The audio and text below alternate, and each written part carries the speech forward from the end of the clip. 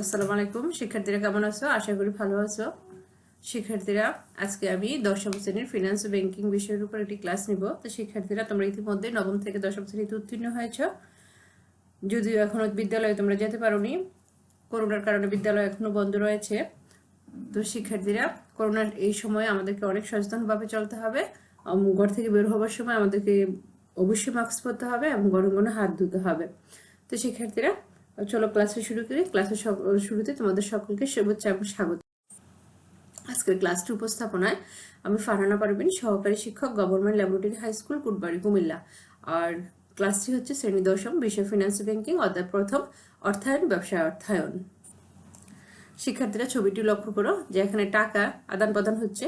নিচে কিছু টাকার ছবি দেওয়া আছে, এখানে একটি পাশাপাশি একটি কার্টুন আকৃতিতে ব্যাংকের ছবি দেওয়া আছে, যেখান থেকে টাকা বের হচ্ছে এবং টাকা জমা দেওয়া হচ্ছে। শিক্ষার্থীরা, এখানে এই ছবিগুলো লক্ষ্য করলেই তোমরা বুঝতে পারবে যে এখানে কোন বিষয়গুলোর উপর কাজ চলতেছে। শিক্ষার্থীরা দেখো, টাকা সংগ্রহ করা, টাকা খরচ করা বা টাকা কিভাবে জমা রাখা এবং টাকাগুলো সংগ্রহ করা, এই যে একটা পদ্ধতি, এই পদ্ধতিগুলোর আলোকে তোমরা বুঝতে পারবে যে আমরা আজকে কি পড়াবো। অবশ্যই আমরা আজকে পড়াবো, তোমরা নিশ্চয়ই বুঝতে পেরেছ, আমরা আজকে পড়াবো অর্থায়ন ও ব্যবসায়ের অর্থায়ন এবং অর্থায়নের বিভিন্ন শ্রেণীবিভাগ, অর্থায়ন কেমন হয়, এই বিষয়গুলো আজকে আমরা পড়াবো। আমাদের আজকের পাঠ্য হচ্ছে অর্থায়নের ধারণা এবং অর্থায়নের শ্রেণীবিভাগ।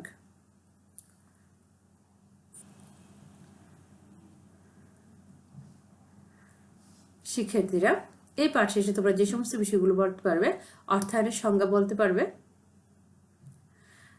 এবং অর্থায়নের শ্রেণীবিভাগ বর্ণনা করতে পারবে। শিক্ষার্থীরা, প্রথমে অর্থায়নের ধারণা। তোমরা অবশ্যই, যেহেতু তোমরা দশম শ্রেণীতে উঠেছো, তোমরা নিশ্চয়ই জানো অর্থায়ন হচ্ছে মূলত তহবিল সংগ্রহ এবং এর ব্যবহার সংক্রান্ত প্রক্রিয়াকে, অর্থাৎ কোনো কারণে অর্থ সংগ্রহ করা এবং যে উদ্দেশ্যে অর্থ সংগ্রহ করা, অর্থাৎ খরচ করা বা ব্যবহার করার যে প্রক্রিয়া, সেই প্রক্রিয়াটাই হচ্ছে অর্থায়ন। ব্যবসার ক্ষেত্রে সেই অর্থায়নটা অনেক গুরুত্বপূর্ণ। শুধু ব্যবসায়ী নয়, আমাদের ব্যক্তিগত জীবনেও কিন্তু অর্থ সংগ্রহ এবং এর সঠিক ব্যবহার করতে হয়, না হয় ব্যক্তিগত জীবনে অনেক সমস্যার সম্মুখীন হইতে হয়।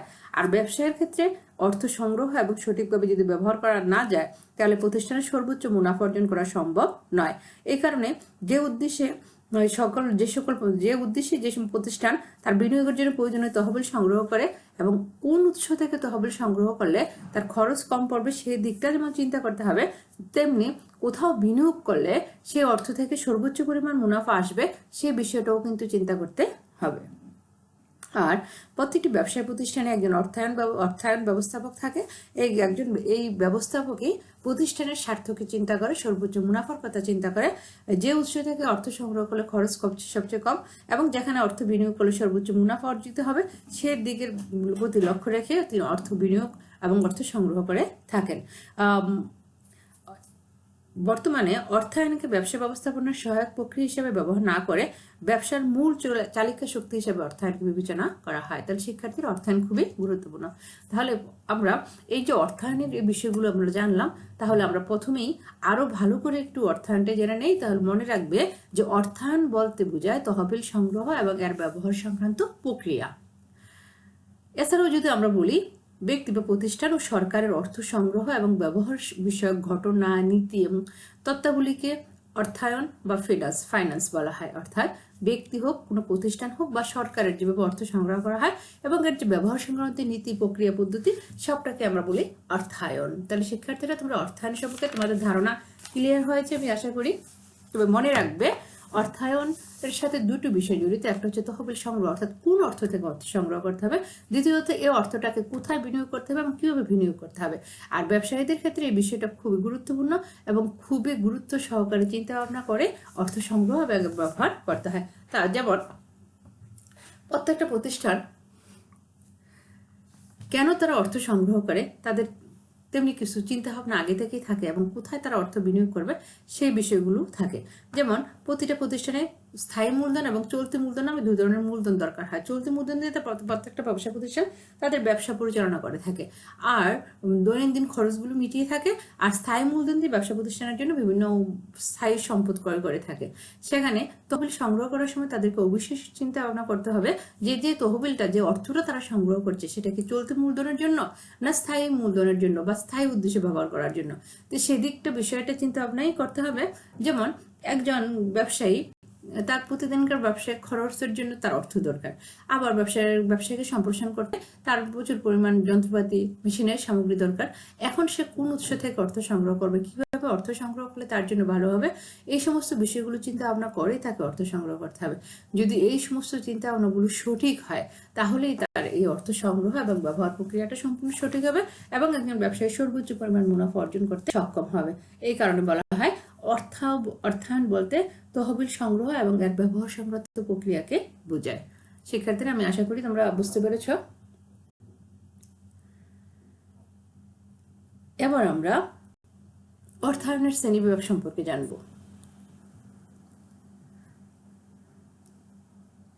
দেখো,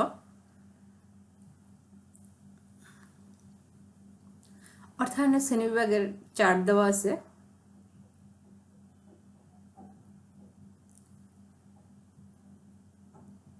শিক্ষার্থীরা, আমি কিছু বিষয় আলোচনা করার আগে তোমাদেরকে অর্থায়নের শ্রেণীবিভাগ একটু দেখালাম।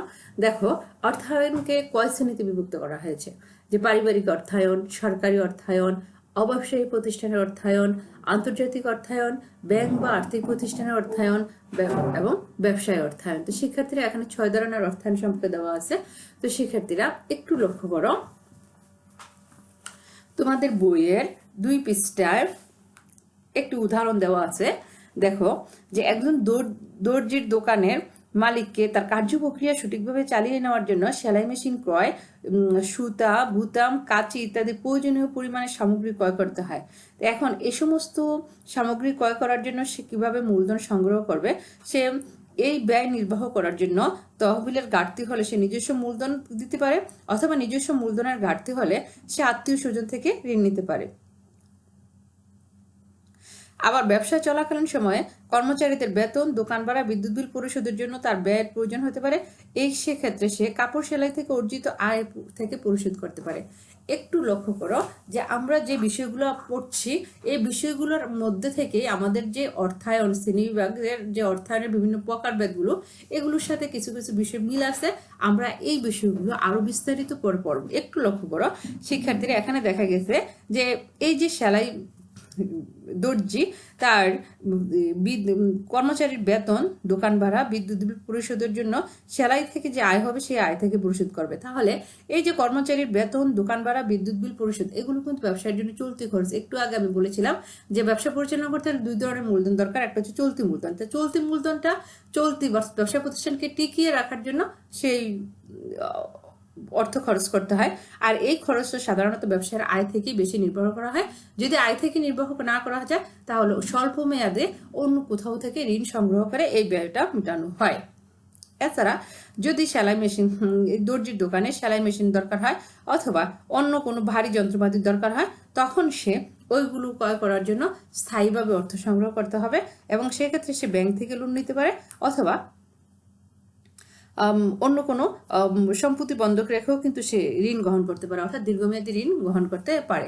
তো এই ক্ষেত্রে শিক্ষার্থীরা লক্ষ্য করো যে আমাদের দেশে কিন্তু এক ধরনের ব্যবসা প্রতিষ্ঠান নেই। এই ধরনের ছোট ছোট ব্যবসা প্রতিষ্ঠান আছে তা কিন্তু নয়, অনেক বড় বড় ধরনের ব্যবসা প্রতিষ্ঠান আছে যেগুলো অনেক বড় বড় কোম্পানি।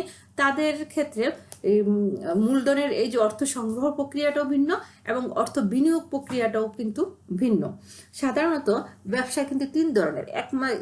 আমরা 3 ধরনের ব্যবসায় চিন্তা করি, এক মালিকানা, অংশীদারি এবং কোম্পানি। এছাড়াও কিন্তু সমবায় এবং রাষ্ট্রীয় সংগঠনও আছে। তো এক মালিকানা কারবারের মালিক যদি একজন হয়, সে নিজস্ব তহবিল থেকে অর্থ সংগ্রহ করতে পারে অথবা আত্মীয় স্বজন থেকে সে অর্থ সংগ্রহ করতে পারে। আর যদি অংশীদারি সংগঠন হয় তাহলে যারা অংশীদার আছে তারা নিজেরা মূলধন সংগ্রহ করতে পারে অথবা ঋণ করে মূলধন সংগ্রহ করতে পারে। আর যদি এটা কোম্পানি সংগঠন হয় সেক্ষেত্রে তারা অর্থ সংগ্রহের প্রক্রিয়া কিন্তু সম্পূর্ণ ভিন্ন। কোম্পানি 2 ধরনের, একটা হচ্ছে প্রাইভেট লিমিটেড কোম্পানি আর একটা হচ্ছে public limited company. Private limited company তাদের শেয়ার হোল্ডার 2 থেকে 50 জনের মধ্যে হয়, তারা নিজেরাই মূলধন সংগ্রহ করে, আর প্রয়োজন হলে তারা ঋণ করে ব্যবসা প্রতিষ্ঠান পরিচালনা করতে পারে এবং নিজেদের মধ্যে তারা শেয়ার বিক্রয় করতে পারে, শেয়ার বিক্রয় করে তারা অর্থ সংগ্রহ করতে পারে। কিন্তু যদি পাবলিক লিমিটেড কোম্পানি হয় তাহলে তারা বাহিরের জনসাধারণের কাছে শেয়ার ঋণপত্র বিক্রয় করে তারা অর্থ সংগ্রহ করে ব্যবসা পরিচালনা করতে পারে। যেমন বাংলাদেশে square pharmaceuticals, Bata company, Kohinoor chemicals, এগুলো বড় ধরনের কারবারি প্রতিষ্ঠান। তাদের মূলধন সংগ্রহের প্রক্রিয়াটা খুবই জটিল এবং তারা সাধারণত শেয়ার বিক্রয় করে অর্থ সংগ্রহ করে থাকে।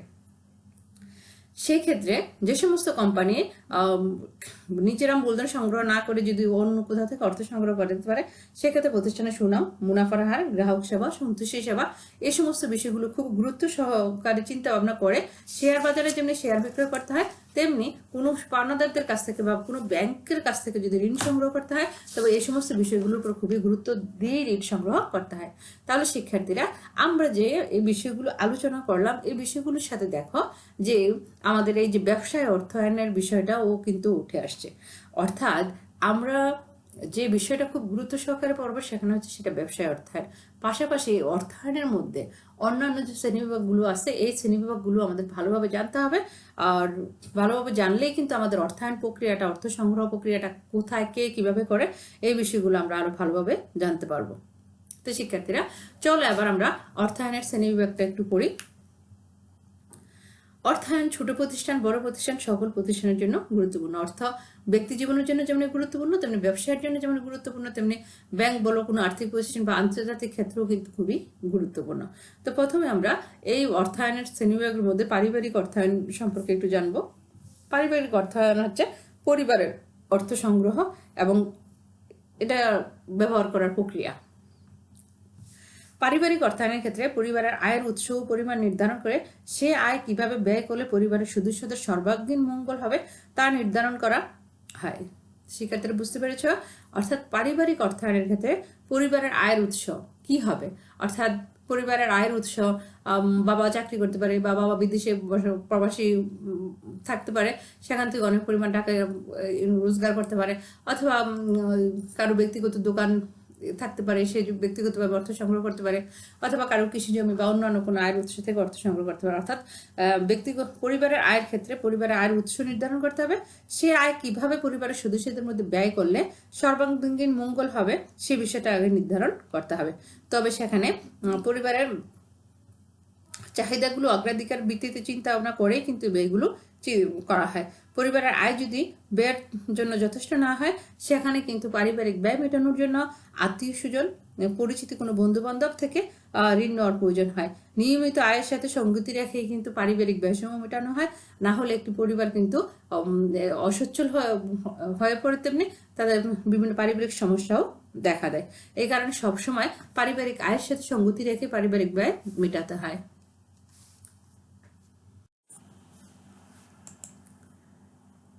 দেখো, পারিবারিক যে সমস্ত ক্ষেত্রে ব্যয় করা হয় পরিবারের ক্ষেত্রে, যেমন বিভিন্ন কম্পিউটার সামগ্রী, বিভিন্ন ইলেকট্রনিক সামগ্রী, বাড়ি, ফ্রিজ ইত্যাদি ক্ষেত্রে, এছাড়া বিভিন্ন নিত্যনৈমিত্তিক সামগ্রী, বিভিন্ন চাল ডাল ইত্যাদি ক্রয় করা, বাড়ি ভাড়া ইত্যাদি বিভিন্ন ধরনের খরচ করা হয়ে থাকে। তো সাধারণত আমরা যদি বলতেই পারি, তাহলে পারিবারিক ব্যয়টা হচ্ছে পরিবারের আয়ের উৎস এবং পরিমাণ নির্ধারণ করা এবং সে আয় কিভাবে ব্যয় করলে পরিবারের সদস্যদের সর্বাঙ্গীন মঙ্গল হবে তা নির্ধারণ করাকে পারিবারিক অর্থায়ন বলা হয়। পরিবারের প্রধান কর্তা যিনি আছেন তাকে অবশ্যই পরিবারের আয়ের সাথে সামঞ্জস্য রেখে যাতে ব্যয় করা হয় সেদিকে অবশ্যই লক্ষ্য রাখতে হবে এবং যাতে ভবিষ্যতের জন্য কিছু সঞ্চয় থাকে সেদিকেও তিনি লক্ষ্য রাখবেন। অর্থাৎ আয় এবং ব্যয়ের সাথে সামঞ্জস্য রাখলে ভবিষ্যতের জন্য সঞ্চয় করা সম্ভব। শিক্ষার্থীরা, তোমরা নিশ্চয়ই পারিবারিক অর্থায়ন বুঝতে পারবে। এবার আমরা পড়বো সরকারি অর্থায়ন। সরকারি অর্থায়নের ক্ষেত্রগুলো দেখো। সরকার সাধারণত জনকল্যাণের জন্য বেশি অর্থ ব্যয় করে থাকে, যেমন রাস্তা নির্মাণ, বিভিন্ন দেশের বিভিন্ন অবকাঠামোগত উন্নয়ন, স্কুল, কলেজ, মাদ্রাসা, এই সমস্ত প্রতিষ্ঠান দেখো, সেতু নির্মাণ, তারপর হচ্ছে আইন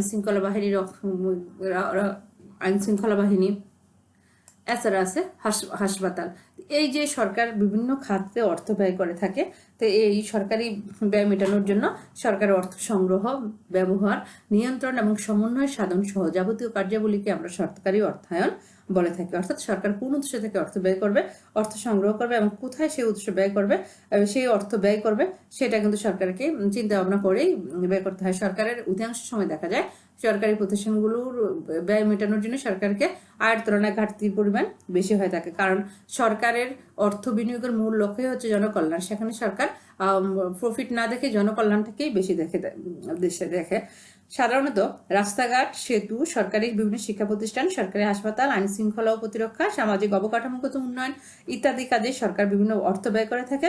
আর এই অর্থ ব্যয় করার জন্য অর্থ সংগ্রহ করতে হয় সাধারণত জনগণের আয়কর থেকে, মূল্য সংযোজন কর থেকে, গিফট ট্যাক্স, আমদানি শুল্ক, রফতানি শুল্ক, সঞ্চয়পত্র, প্রাইজ বন্ড, ট্রেজারি বিল ইত্যাদি থেকে।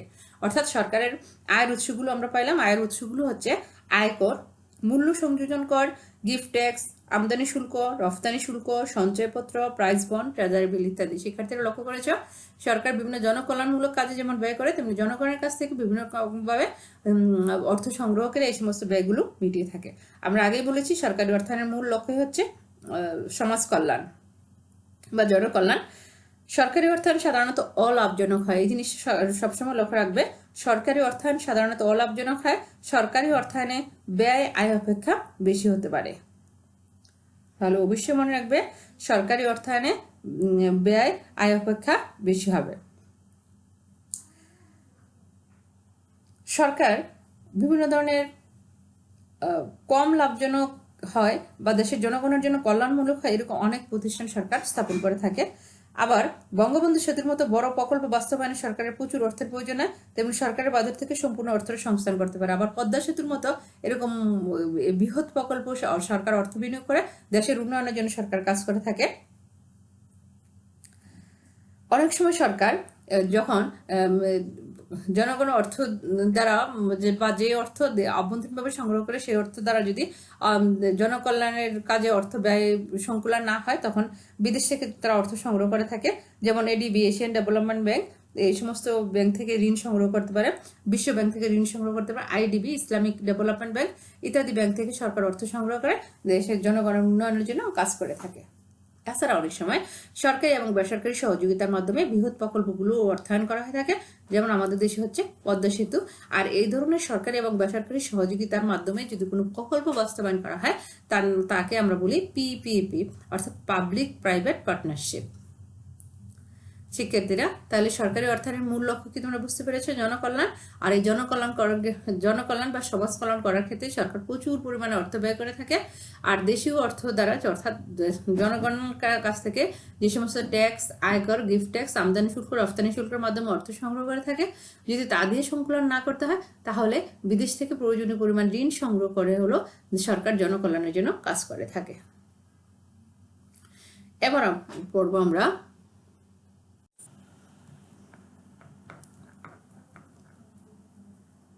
অব্যবসায়ী প্রতিষ্ঠানের অর্থায়ন।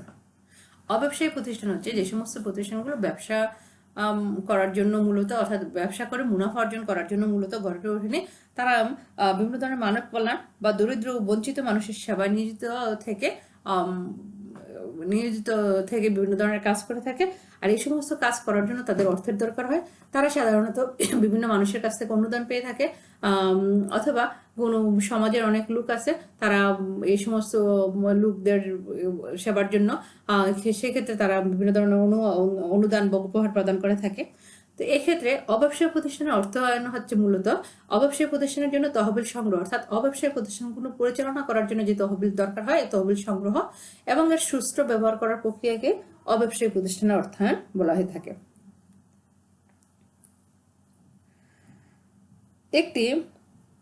মনে করো একটি এতিমখানা, এখানে দেওয়া আছে একটি এতিমখানা।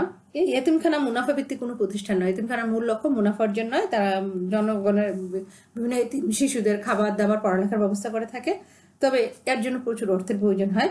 বিভিন্ন অনুদানের মাধ্যমে তারা এই অর্থ পেয়ে থাকে। তো এই অর্থগুলো তারা সঠিকভাবে ব্যয় করবে এতিমদের উন্নয়নে।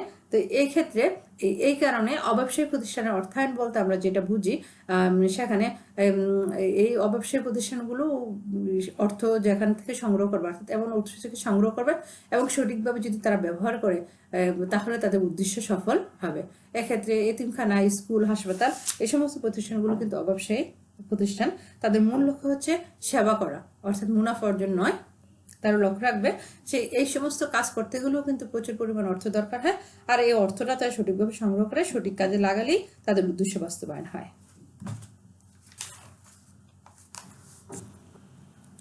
এবার আমরা খুবই গুরুত্বপূর্ণ যে বিষয়টি আমাদের ভবিষ্যতে পড়তে হবে সেটা হচ্ছে ব্যবসায় অর্থায়ন। দেখো ছবি দেওয়া আছে, মুদি দোকান, সেলুন, কুটির শিল্প, হোটেল ইত্যাদি সবগুলো কিন্তু ব্যবসা প্রতিষ্ঠান, আর এই সমস্ত ব্যবসা প্রতিষ্ঠানের মূল লক্ষ্যই হচ্ছে মুনাফা অর্জন, অর্থাৎ তারা পণ্য সামগ্রী ক্রয় বিক্রয়ের মাধ্যমে তারা মুনাফা অর্জন করে থাকে। তো এই ক্ষেত্রে অর্থাৎ মুনাফা অর্জনের উদ্দেশ্যে তারা ঝুঁকি নিয়ে ব্যবসা পরিচালনা করে থাকে, আর এই ঝুঁকি নিয়ে ব্যবসা পরিচালনা করতে গেলে তাদেরকে এমন উৎস থেকে মুনাফা অর্থ সংগ্রহ করতে হয় যাতে সঠিকভাবে তারা ব্যবহার করে মুনাফা সর্বোচ্চ পরিমাণ মুনাফা তারা অর্জন করতে পারে। যার কারণে ব্যবসা প্রতিষ্ঠানের অর্থায়ন হলো তহবিল সংগ্রহ এবং বিনিয়োগের জন্য যে অর্থায়ন প্রক্রিয়া, অর্থাৎ ব্যবসা প্রতিষ্ঠান তার পরিচালনা করার জন্য যে তহবিল সংগ্রহ এবং তার বিনিয়োগের জন্য যে অর্থায়ন প্রক্রিয়া ব্যবহার করে সেটি হচ্ছে ব্যবসায় অর্থায়ন। লক্ষ্য রাখো তোমাদের বইয়ে দেওয়া আছে যে আমি আগেই বলেছিলাম যে কারবারি প্রতিষ্ঠানগুলোকে 3 ভাগে ভাগ করা হয়, এক মালিকানা, অংশীদারি এবং যৌথ মূলধনী কারবার। আর এই প্রতিষ্ঠানগুলো পরিচালনা করার জন্য প্রচুর অর্থ দরকার হয়, আর এই অর্থ সংগ্রহ এবং এই মুনাফা অর্জনের জন্য যে অর্থ বিনিয়োগ করবে এর যে প্রক্রিয়া, সেই প্রক্রিয়াটাই হচ্ছে ব্যবসায় অর্থায়ন। শিক্ষার্থীরা ছোট ছোট প্রতিষ্ঠানগুলো অর্থাৎ ছোট ছোট ব্যবসা প্রতিষ্ঠানগুলো তারা নিজেরা তহবিল সংগ্রহ করে ব্যবসা পরিচালনা করে, অথবা নিজেরা যদি তহবিল সংগ্রহ করতে না পারে তাহলে আত্মীয় স্বজন থেকে ঋণ গ্রহণ করে, ব্যাংক অথবা গ্রামীণ মহাজন থেকে ঋণ গ্রহণ করে তারা ব্যবসা পরিচালনা করে থাকে। কিন্তু বড় বড় প্রতিষ্ঠানগুলো তাদের শেয়ার বিক্রয় করে তারা অর্থ সংগ্রহ করে থাকে, তাদের শেয়ার মূলধনের প্রক্রিয়াটাও খুবই জটিল, আর সেক্ষেত্রে তারা শেয়ার ডিবেঞ্চার বিক্রয় করে মুনাফা মূলধন সংগ্রহ করে থাকে এবং তারা সঠিকভাবে এটি ব্যবহার করে তারপর মুনাফা অর্জন করে। এই শিক্ষার্থীরা অবশ্যই লক্ষ্য রাখবে এবং মনে রাখবে যে যেই 3 ধরনের প্রতিষ্ঠান আছে, এক মালিকানা, অংশীদারি এবং যৌথ মূলধনী, তার মধ্যে এই 3 ধরনের প্রতিষ্ঠানের মধ্যে যৌথ মূলধনী কোম্পানির অর্থায়ন প্রক্রিয়া খুবই জটিল প্রকৃতির, এবং সেটা আমি আগেই বলেছি। যৌথ মূলধনী প্রক্রিয়া কোম্পানি 2 ধরনের, একটা হচ্ছে প্রাইভেট লিমিটেড কোম্পানি আর একটা হচ্ছে public limited company. Private limited কোম্পানিগুলো তারা নিজেরাই মূলধন সংগ্রহ করে থাকে, প্রয়োজনে তাদের নিজেদের শেয়ার হোল্ডার যারা আছে তাদের মধ্যে অর্থাৎ 2 থেকে 50 জন সদস্য নিয়ে প্রাইভেট লিমিটেড কোম্পানি গঠন হয়, তাদের নিজেদের মধ্যেই তারা শেয়ার ক্রয় বিক্রয় করে মূলধন সংগ্রহ করে থাকে। কিন্তু বৃহৎ আকার কোম্পানিগুলো অর্থাৎ পাবলিক লিমিটেড কোম্পানিগুলো তাদের মূলধনকে ছোট ছোট অংশে বিভক্ত করে সাধারণ জনগণের কাছে বিক্রয় করে তারপরে তারা মূলধন সংগ্রহ করে থাকে, অর্থাৎ শেয়ার বিক্রয়ের মাধ্যমে তারা মূলধন সংগ্রহ করে থাকে, এবং এই শেয়ার যারা ক্রয় করে তাদেরকে নির্দিষ্ট সময় পর পর নির্দিষ্ট লভ্যাংশ প্রদান করা হয়। আর যদি শেয়ার বিক্রয় করে অর্থ সংগ্রহ করে না করে তবে তারা ডিবেঞ্চার বিক্রয় করে অর্থাৎ ঋণপত্র বা ডিবেঞ্চার বিক্রয় করে অর্থ সংগ্রহ করতে পারে। যারা ঋণপত্র বা ডিবেঞ্চার ক্রয় করে তারা নির্দিষ্ট সময় পরে সুদ পায়, আর যারা শেয়ার ক্রয় করে শেয়ার বিক্রয় করে অর্থ সংগ্রহ করে শেয়ার হোল্ডারদেরকে তাদেরকে নির্দিষ্ট সময় পর পর লভ্যাংশ প্রদান করতে হয়। তাহলে শিক্ষার্থীরা তোমরা ব্যবসায় অর্থায়ন সম্পর্কে ধারণা লাভ করেছো। এবার আমরা ব্যাংক ও আর্থিক প্রতিষ্ঠানের অর্থায়ন সম্পর্কে জানব। তোমরা আগে থেকে জানো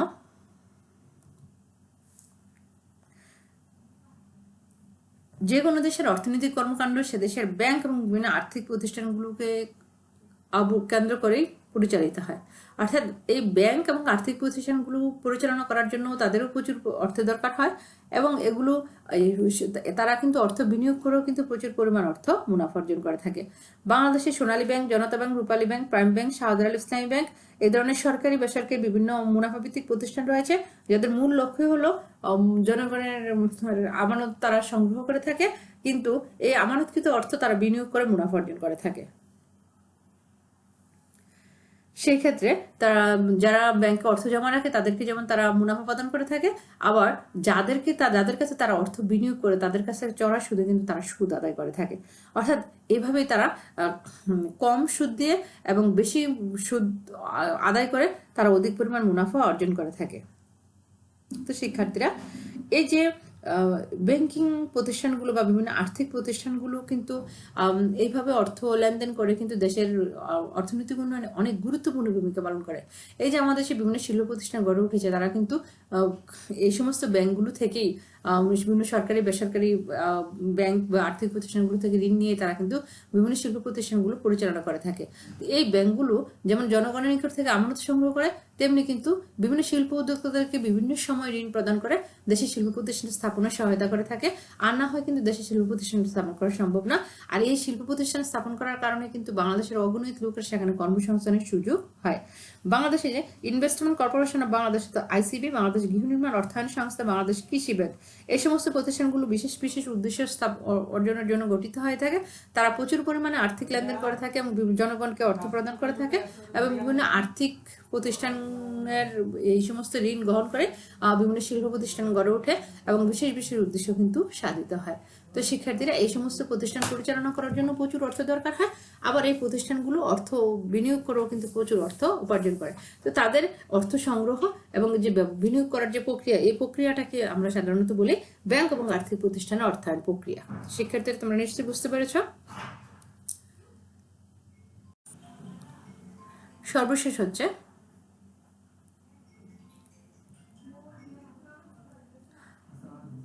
আন্তর্জাতিক প্রতিষ্ঠানের অর্থায়ন।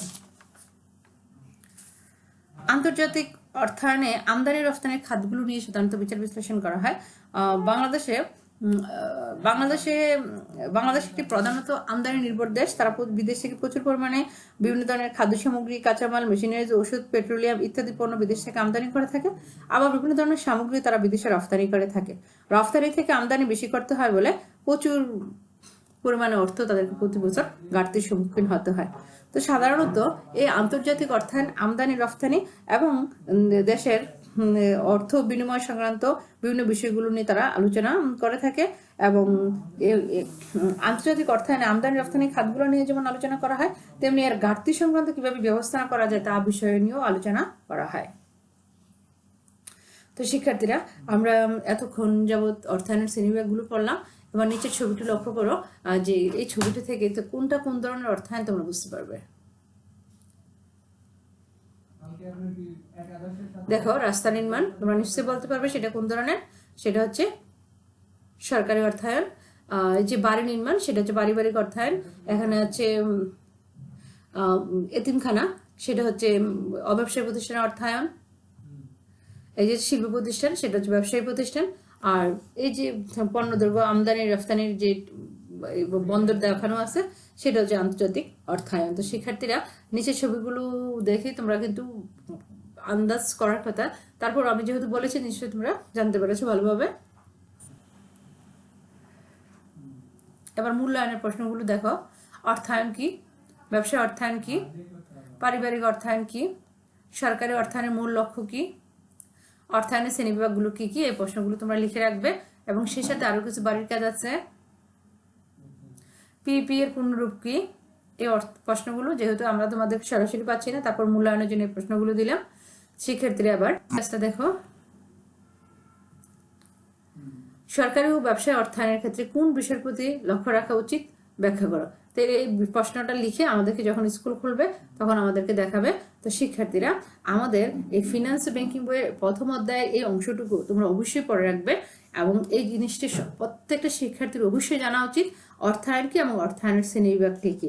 তাহলে আমরা বাকি বিষয়গুলো সম্পর্কে আরো একটি ক্লাস আমরা দিব, যাতে এই অধ্যায়টা সম্পর্কে আমরা বিস্তারিত একটু আলোচনা করতে পারি এবং এই অধ্যায়টা তোমাদের জন্য খুবই গুরুত্বপূর্ণ। এবং সেই সাথে শিক্ষার্থীরা যারা পরীক্ষার্থী, তোমরা যারা এসএসসি পরীক্ষার্থী, তোমাদের শর্ট সিলেবাসেও কিন্তু এই অধ্যায়টা আছে। তোমরা অবশ্যই ক্লাসটি ভালোভাবে করবে এবং দেখবে। কোথাও কোনো সমস্যা থাকলে আমাকে মেসেজের মাধ্যমে জানাবে বা সরাসরি ফোন করে কথা বলবে। তো শিক্ষার্থীরা, আমি আশা করি তোমরা ক্লাসটি মনোযোগ সহকারে দেখবে এবং ভালোভাবে পড়বে। আমি আরো ক্লাস দিব, তোমরা এই ক্লাসগুলো মনোযোগ সহকারে দেখবে এবং আমাদের বিভিন্ন শিক্ষকরা স্কুল পেজে ক্লাস দিচ্ছে, তোমরা এই ক্লাসগুলো নিয়মিত দেখবে। তো শিক্ষার্থীরা, আমরা একেবারে ক্লাস শেষে তোমাদেরকে অসংখ্য ধন্যবাদ জানাচ্ছি। আজকের ক্লাসটি এখানেই শেষ করছি। খুদা হাফেজ।